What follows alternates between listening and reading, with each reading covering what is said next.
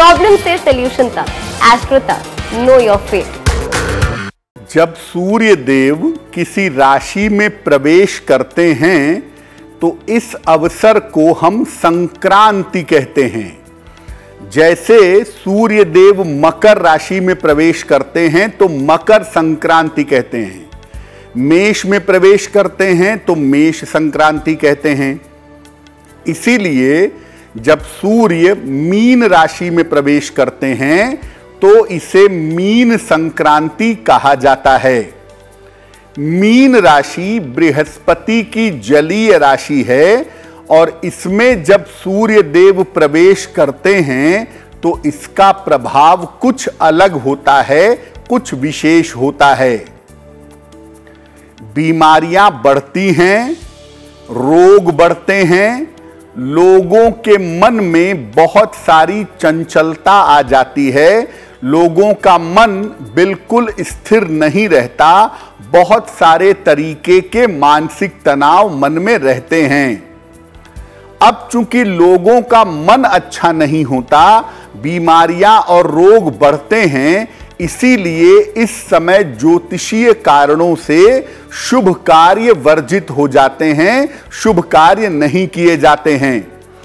इसीलिए इसको मीन मलमास कहते हैं या मीन खरमास कहते हैं। इस एक महीने तक जितने दिन सूर्य देव मीन राशि में रहते हैं उतने दिनों तक शुभ कार्य बंद हो जाते हैं।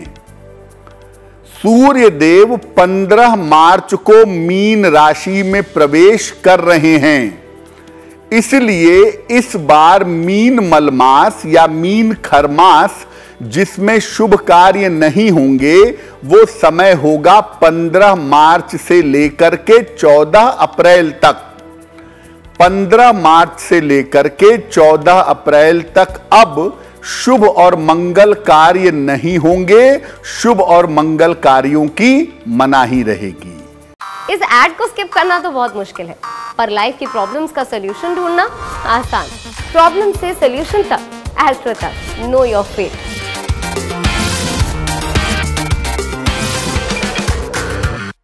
सूर्य देव मीन राशि में प्रवेश करते हैं तब एक महीने तक शुभ और मंगल कार्य बंद हो जाते हैं। तो कौन से शुभ कार्य बंद हो जाते हैं जो हम नहीं कर सकते एक महीने तक, 14 अप्रैल तक, और कौन से शुभ कार्य हैं जिनको हम कर सकते हैं? इस समय विवाह करना वर्जित होता है। इस समय विवाह नहीं करना चाहिए क्योंकि ग्रहों की स्थिति के हिसाब से इस समय विवाह करने के परिणाम और प्रभाव निगेटिव हो सकते हैं। वैवाहिक जीवन चलने में दिक्कत आ सकती है। इस समय नए मकान का निर्माण करना और नई संपत्ति का क्रय करना वर्जित होता है। वैसे देखिए, जहां तक क्रय करने की बात है, रजिस्ट्री तो आपको अपने हिसाब से नहीं कर पाएंगे, वो तो आपको खरीदने या बेचने वाले के हिसाब से करना होगा। तो रजिस्ट्री वाले पार्ट पे उतनी प्रॉब्लम नहीं है क्योंकि वो ज़रूरत ज़्यादा होती है। लेकिन नए मकान का निर्माण मत करिए, गृह प्रवेश मत करिए, भूमि पूजन मत करवाइए, नया व्यवसाय या नया कार्य आरंभ मत करिए। इस समय नया कार्य आरंभ करने से आपको आर्थिक रूप से नुकसान हो सकता है और व्यावसायिक रूप से बिजनेस के मामले से आपको दिक्कत आ सकती है। अन्य जो मंगल कार्य हैं जैसे द्विरागमन है, गौना है, कान छेदने का काम है, कर्णवेद है, मुंडन है, ये भी इस समय वर्जित होता है। अब इतने काम तो वर्जित होते हैं, कौन से काम किए जा सकते हैं?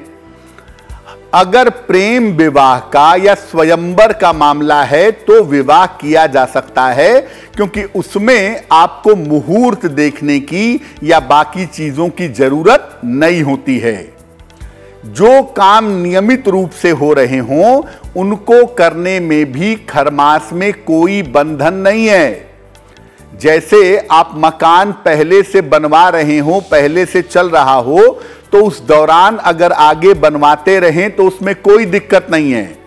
या आपने पहले व्यवसाय शुरू किया हो और अब व्यवसाय में कुछ नया जोड़ना चाहते हैं, तो व्यवसाय तो पहले से चल रहा है, नई चीज आप जोड़ सकते हैं। सीमांत, जात कर्म और अन्नप्राशन ये निश्चित समय पर होता है। 7वें महीने में होता है, 5वें महीने में होता है और जन्म लेने के 6वें महीने में अन्नप्राशन होता है। तो उसे आप बदल नहीं सकते कि बच्चे के जन्म लेने के 6वें महीने में नहीं किए 7वें में कर रहे हैं, नहीं।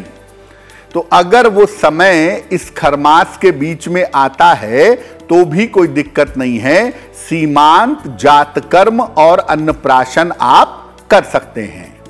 तो मोटे तौर पे आप ये बात समझिए कि किसी के जीने या मरने से संबंधित जो कार्य होगा वो आप इस समय में कर पाएंगे, और जो काम आप पहले से करते चले आ रहे हैं वो काम भी इस समय में आप कर सकते हैं, उसमें कोई दिक्कत नहीं है। दिक्कत यह है कि किसी नए काम की शुरुआत, एकदम से नया काम है, उसको इस समय शुरू ना करें तो आपके लिए ज्यादा बेहतर होगा। एस्ट्रो तक ऐप पर आपको मिलेगा भविष्य से जुड़े हर सवाल का जवाब। डाउनलोड कीजिए एस्ट्रो तक ऐप और चुटकी में जुड़िए इंडिया के बेस्ट एस्ट्रोलॉजर से।